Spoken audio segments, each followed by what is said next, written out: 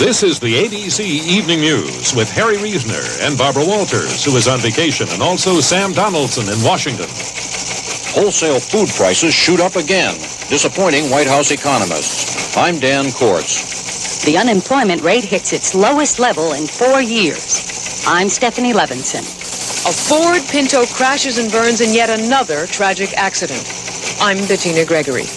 2 convicted Vietnamese spies get 15-year prison terms. I'm Tim O'Brien. Good evening. There was both good and bad economic news today. The government says unemployment dropped dramatically last month to its lowest point in nearly 4 years, but inflation got worse. The wholesale price index, a key indicator of future consumer prices, rose 0.7%. Dan Kortz has more. Wholesale food price increases had been expected to slow down in June the way they did in May. Instead, food prices shot up by more than 1%, going back to their alarming earlier pattern. Consumer goods other than food showed some improvement, but mainly because car prices leveled off, and they went way up in May, so that doesn't mean much.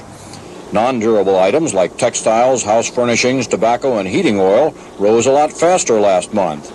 Chief Economic Advisor Charles Schultz concedes the latest figures are not good. The numbers emphasize, once again, the necessity to pursue the administration's anti-inflation program vigorously. We're well ahead of ourselves in a sense in terms of our earlier projections on unemployment. We're somewhat behind on inflation. The administration's chief jawboner, Robert Strauss, trying to prove the anti-inflation program is doing fine, brought the head of the National Association of Home Builders to the White House and praised the organization for promising to hold down new house prices. That pledge is not new, though. It was first made publicly weeks ago, and nobody took it seriously even then.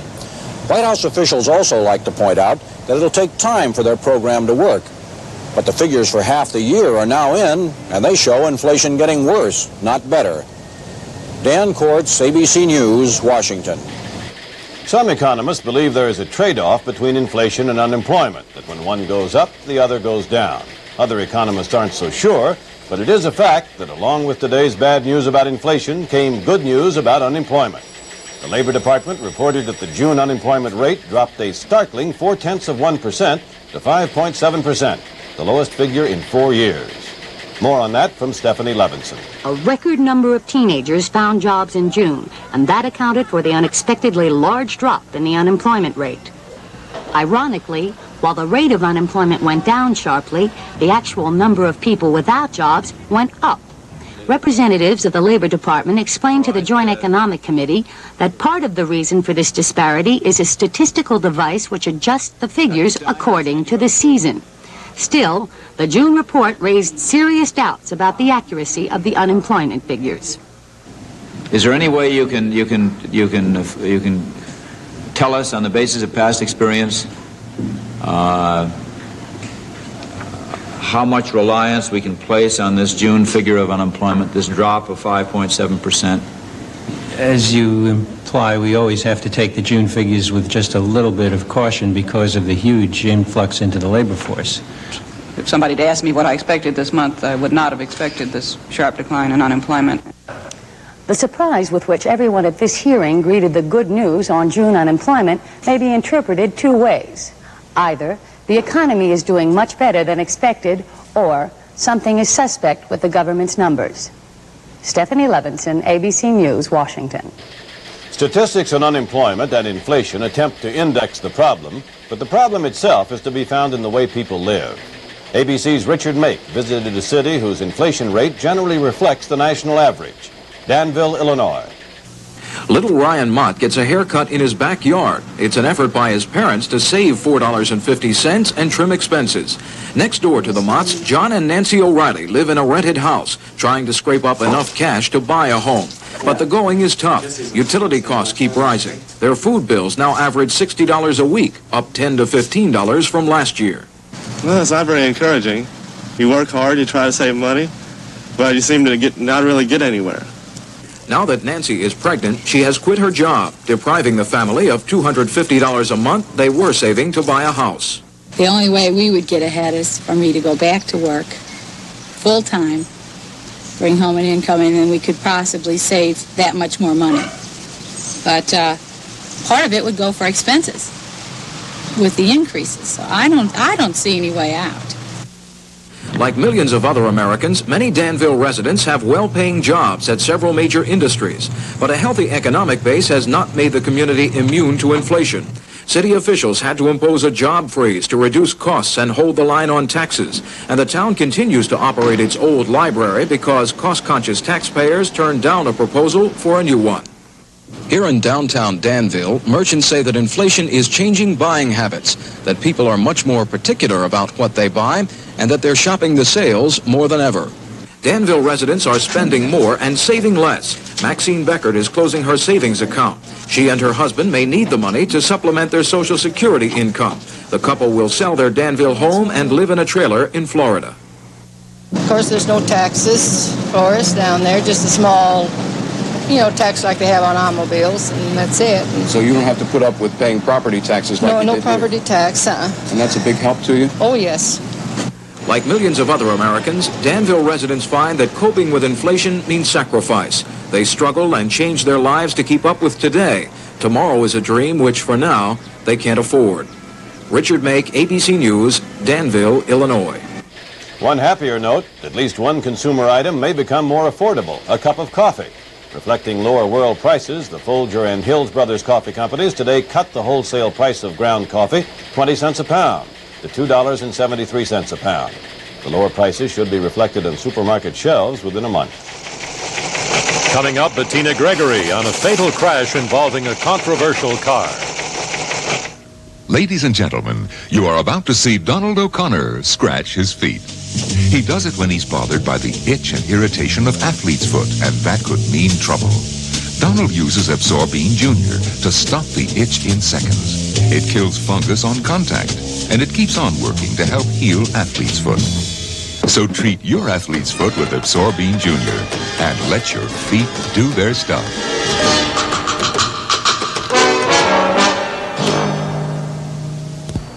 One of the things that Buick's always worked with best is the idea of room. The amount of room for families and things, and the kind of room for luxury. Now, this Buick LeSabre not only has room for 6 people, it's also it's a heck of a nice place for them to be. Frankly, Buick thinks that with that much comfort and that much luxury, the LeSabre, dollar for dollar, might be their very best value. I wouldn't argue with that. A car crash in Pennsylvania killed 2 children last night. Ordinarily, that would not be a national news story, but the car involved was a Ford Pinto. Bettina Gregory has more. This test footage shows what could happen when certain model Ford Pintos are struck from the rear. When the gas tank ignites in an actual accident, the reality is more grim. 6-year-old Diane Tringes and her 8-year-old cousin Michelle Everly burned to death yesterday when this smoldering Pinto was struck from behind on a Pennsylvania highway. I didn't see the accident. All I seen was fire, and I didn't know where it was coming from. But when I looked out the window, I just looked out for a second. I just seen fire everywhere. Trailing flames and gasoline, police say the Pinto careened 336 feet from the point of impact to land here. The driver and her 9-year-old sister escaped from the front seat. The 2 little girls were trapped in the back. The gas tank was on fire. These little kids were sitting right on top of that gas tank. It's hard to stand and watch 2 kids burning. There was just nothing you could do. If there was, I sure would have tried. On this burned-out 71 Pinto, one can see how the gasoline tank ruptured. Ford has been ordered to pay more than $8 million in several other cases for loss of life and personal injury in similar Pinto accidents. Lawsuits charge the gas tanks ruptured, spewing out gasoline that engulfed the car in flames. Ford maintains the Pinto is a safe car, but in Detroit today, Ford would not comment on this accident. From her hospital bed, the driver of the Pinto, Sandra Tringes, did. Are you sure it was the gas tank exploding? Yes, I know it was, because my baby went up flames. I couldn't even get her out. Couldn't even save the other baby. Ford is recalling 1971 through 76 Pintos and will start modifying the fuel tanks in September. But the Tringes family said they had not yet received a recall notice from Ford, and they feel the Ford Motor Company is responsible for their tragedy. Bettina Gregory, ABC News, Waltersburg, Pennsylvania. Two Chrysler cars, the Omni and the Horizon, were criticized recently by Consumers Union, which claimed both models were unsafe. But today, the Federal Traffic Safety Agency announced both cars have passed rigorous steering and stability tests. Jules Bergman has details. The dispute began here, when Consumers Report declared both the new Omni and Horizon unacceptable, reporting its tests found they lost control too easily. Consumers Union supplied this film of its tests, purportedly proving that the autos lacked steering stability. When you took your hand off the wheel, the cars swerved badly, veering uncontrollably from side to side, and might, the report declared, cause a dangerous accident in the hands of non-professional drivers. Omni and Horizon sales fell by 23% after the issue appeared. The National Highway Traffic Safety Administration promptly began an investigation. There is no film of the federal tests, but this Chrysler film released today shows the cars in perfect controllability despite tight turns on a closed course. Both the Omni and Horizon, Chrysler declared today, are outstanding autos with great steering and handling, safe and fun to drive.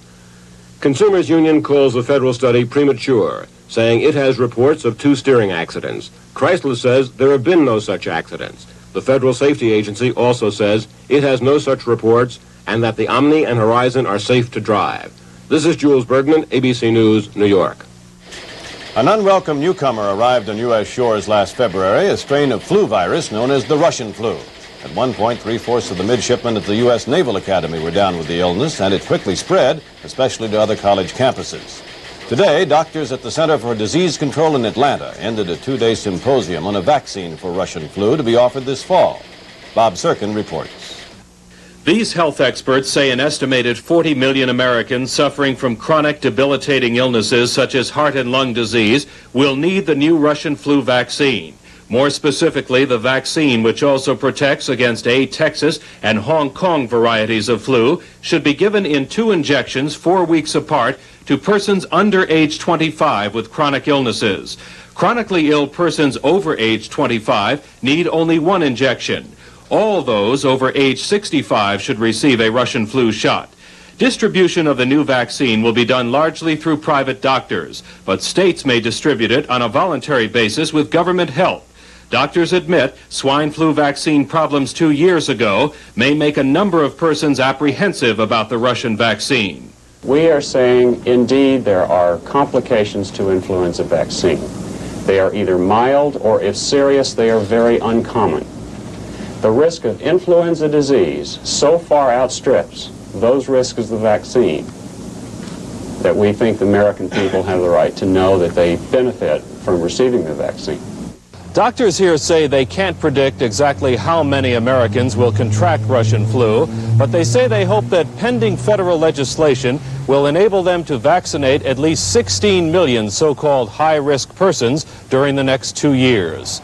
Bob Serkin, ABC News, at the Center for Disease Control, Atlanta. Remember the rain dancers in Texas? Charles Murphy reported last night on the City Fathers of Brownwood bringing in the Indians to try to end their drought. And when we last saw Charlie, a small cloud had inched its way under the horizon, right between Charlie's head and that building. Well, maybe the Indians should have danced some more, because that's all they got. 1 cloud, no rain. Coming up, Tim O'Brien on the sentencing of 2 spies for Vietnam.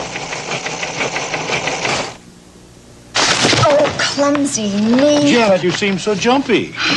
My doctor says caffeine makes me nervous, but I don't like decaffeinated coffee. New Sanka brand is different. It now has more real coffee aroma and taste. Smells real. This is real coffee. This room really looks better.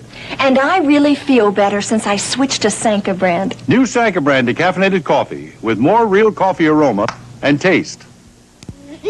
I'm very particular about the kind of food I give my baby. I feel the same way about my other baby. So when I had to choose between dry puppy food and Gabe's Puppy Choice, I decided on Puppy Choice. Unlike hard, dry food, Puppy Choice is soft and moist. And unlike dry, it contains meat byproducts and meat. Plus, it's completely nutritious. He really loves it. Right, baby? Moist, meaty Puppy Choice. Think of it as baby food for puppies. When your eyes feel raw and mean, I'd just say, urine. Make your eyes feel clear and clean. I'd just say, urine. New Murine Regular formula starts soothing instantly because its pH matches your eye's own protective fluid. When your eyes feel raw and mean, reach for new pH adjusted. Urine. It's new relief.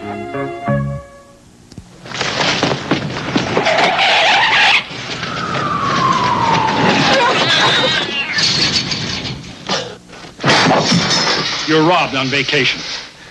You have no cash, no credit cards, nothing. What'll you do? What will you do? Rely on American Express traveler's checks. If they're lost, you can get a full refund at over 60,000 places. American Express traveler's checks. Don't leave home without them. The Kremlin leadership today put itself on a collision course with President Carter over the touchy subject of human rights. It was announced in Moscow that the trials of two leading Russian dissidents, Anatoly Sharansky and Alexander Ginsburg, will begin on Monday. And in Sharansky's case, the charge is high treason, for which the penalty could be death. The Washington View from Barry Dunsmore. Sharansky and Ginsburg are the two top dissidents now in Russian jails. Sharansky's case is of particular interest because he is accused of being a CIA agent. The Soviet decision to apply the maximum charge is considered to be highly provocative. That's because President Carter himself publicly stated that Mr. Sharansky has never had any sort of relationship with the CIA. The State Department today reacted sharply with what is a very tough statement, which links the outcome of the trials with future U.S.-Soviet relations. In our view, the fate of Mr. Sharansky and Mr. Ginsburg will be an important indicator of the attitude of the Soviet government, both with regard to observing its commitments under the Helsinki Final Act and to promoting a healthy atmosphere for the constructive development of U.S.-Soviet relations. U.S. officials are astonished at the timing of the Soviet decision.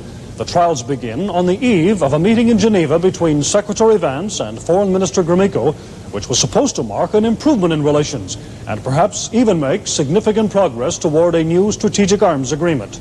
At very least, the trials put a serious damper on the hopes for that meeting. Barry Dunsmore, ABC News, the State Department. Prison sentences were handed down today in this country to two men convicted of spying for North Vietnam during the Vietnam War. Ronald Humphrey and David Trong were each given a 15-year sentence by a federal judge in Alexandria, Virginia. Tim O'Brien reports. Ronald Humphrey and David Trong each faced a maximum sentence of life plus 35 years as they entered federal district court in Alexandria. Both men had been convicted here May 19th on 6 counts of espionage and related charges. Humphrey made an emotional appeal for leniency. I feel remorse from a bad judgment, he said, but I am not a spy. I'm a loyal American. My life is ruined. My career is over. I am bankrupt. In the name of God, I ask for mercy. Judge Albert Bryan seemed unmoved, but the sentence he pronounced was much lighter than it could have been. 15 years. Humphrey will be eligible for parole in 5. David Trong also made an appeal in his own behalf. I'm not a spy or anybody's agent, he declared. I wanted to see peace. I wanted to rehabilitate my homeland. Trong also condemned the government's handling of the case, saying its absurd and senseless character reminded him of the Vietnam War. Judge Bryan gave Trong the same sentence as Humphrey, 15 years, parole possibly in 5. There will be appeals which could develop into an important test of the government's right to conduct searches and surveillance without a warrant, but that could take years, while Humphrey and Trong waited out in federal prison. Tim O'Brien, ABC News at U.S. District Court, Alexandria, Virginia. The Vietnam War echoed in another Alexandria courtroom today as Judge Orrin Lewis sided with the government against Frank Snepp, the former CIA agent charged with violating his secrecy oath. Snepp wrote an unauthorized book in which he said the CIA bungled badly during the fall of South Vietnam. More on the judge's ruling and Snepp's punishment from George Strait. The former spy had always said that money was not the major reason why he wrote the book. Well, today as he left Judge Lewis's court, he was given a chance to test that resolve, as Lewis in effect impounded the profits from the book. Calling them ill-gotten gains, Lewis said that since Snepp violated the public trust, he must turn over to the government the $60,000 he's already made on the book and any royalties that he might have coming. They're welcome to them. It won't buy back the honor that the CIA lost in the final days of the Vietnam War or purchase it immunity from responsible criticism. Snepp admits that he did violate part of his secrecy agreement. He didn't submit his manuscript to the agency for prior review. To be forced to do so, he says, violates his constitutional guarantees of free speech. Not so, says Judge Lewis. Snepp simply violated a contract that he signed willingly, and in doing so, he endangered the national interest. I'm being accused of having violated a high public trust, unwritten, by publishing a book which contains no classified information. Quite incredible. So incredible, says Snepp, that he'll appeal the decision. George Strait, ABC News, Alexandria, Virginia. Yesterday, Attorney General Griffin Bell was cited for contempt of court for refusing to turn over confidential FBI files to the Socialist Workers' Party. Today, a federal appeals judge lifted the contempt citation temporarily to permit government attorneys to appeal the court order. Supreme Court Justice William Brennan today cleared the way for a demonstration by American Nazis this Sunday in Chicago's Marquette Park. Brennan denied a last-ditch request from the Chicago Park District to postpone the march.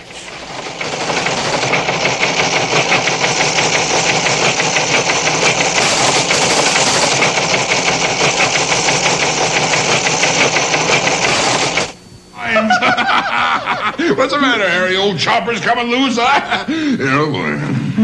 When you wear dentures, there's nothing funny about loose spots. The answer? Today's Fix-A-Dent. Fix-A-Dent helps fix loose spots, fills those tiny gaps between dentures and gums with ingredients that give added dimension to holding. Harry! Uh-oh, look who's coming. He's no big problem now. Neither are my loose spots. Hi! Today's Fix-A-Dent helps fix loose spots. I like Olafuli because it goes into my skin very easily. Oil of Olay. Listen to what women around the world are saying about this mysterious beauty fluid. Oil of Olay è assorbito senza lasciare la pelle lucida. It's light and silky, not oily. It seems to disappear into my skin and leaves no greasy traces. When I use Oil of Olay, I think my skin looks fresh and dewy, so I look younger. Discover the secret of Oil of Olay. It can help you look younger, too. Dr. Hogan, Dr. Hogan. You're him? Let me check his pressure. Dr. Hogan, to Ward. I'll be right back. Let me see if I can fix it. No, thanks, dear. I'll wait for the doctor. Dr. Hogan, to Ward. Even when you can't hold up any longer, your hair still looks great with FinalNet. And now FinalNet introduces the new Sure Aim pump for finer, mistier mist. FinalNet holds up longer than you do. Dr. Hogan? I hear he's excellent.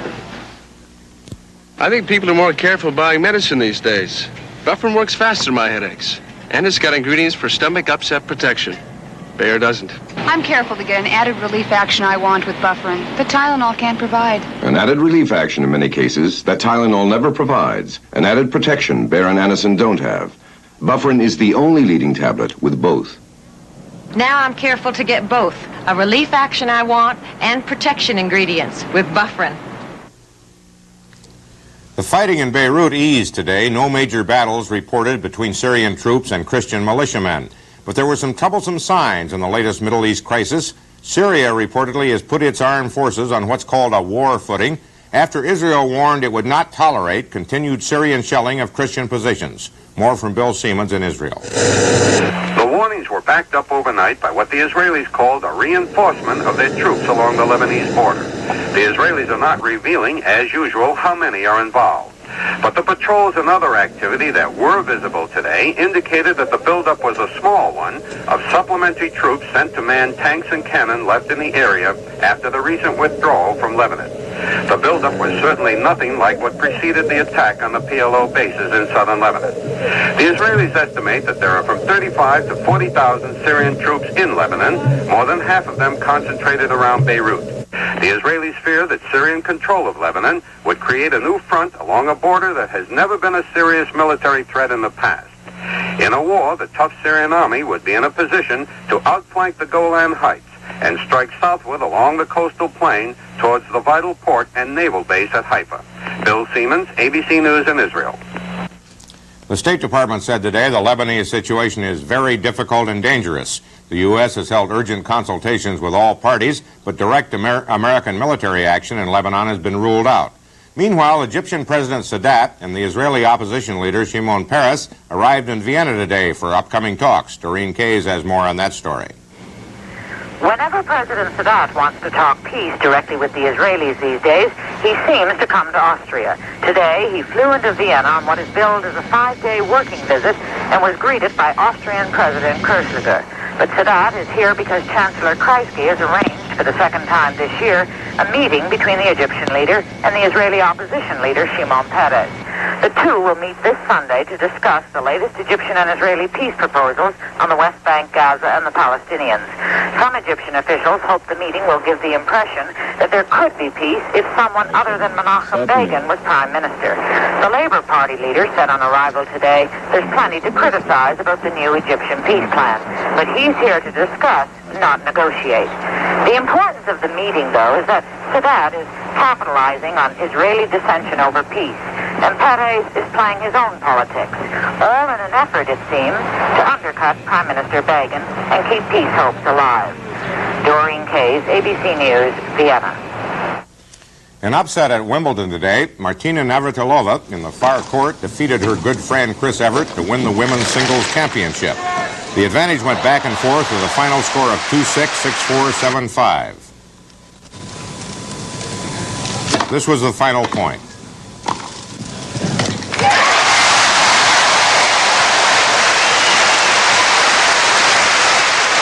The 21-year-old Czechoslovakian, who sought asylum in the United States 3 years ago, said in spite of her defection, her win was a victory for Czechoslovakia.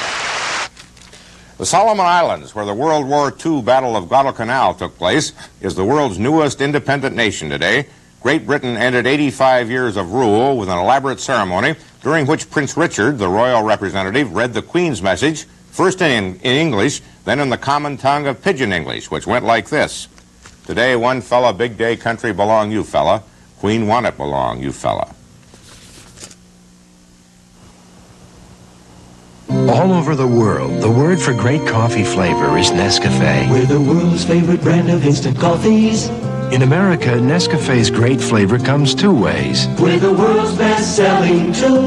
Nescafé Regular in the red label. If Nescafé can please the whole wide world. And now Nescafé Decaffeinated in the green label. We can sure please you. Same kind of flavor. Nescafé Regular, Nescafé Decaffeinated. What's your pleasure? Surprise! Hidden Valley Ranch introduces the original ranch dressing you can make with milk. This salad dressing is delicious. How's it made? I said with mayonnaise and milk. Milk?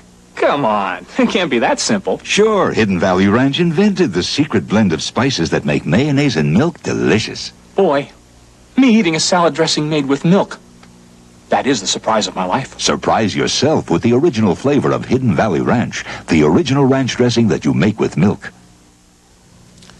A final note, this is the last edition of the ABC Evening News on which I will appear after 7.5 years. It is obviously an occasion of some poignance for me. I take this time to salute the people of ABC, those in this very room and in the control room above, and 7 floors up in the newsroom and on the executive floor, and the correspondents and producers and cameramen in the field. What we are talking about is an absolutely first-class group of people. I have the feeling that the same description applies to all of you. Thanks for being around. That's the news.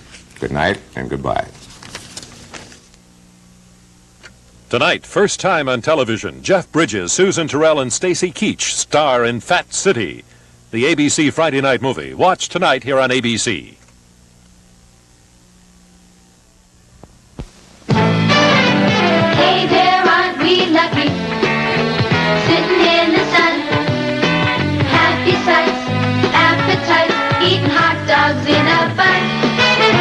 Cover 'em with mustard, relish too. You know that flavor still comes through. Lay's hot dogs, oh yeah. The packing company salutes Malone CB's 30th birthday. Tasty, tasty, crystal, crystal, crystal's the difference. You can taste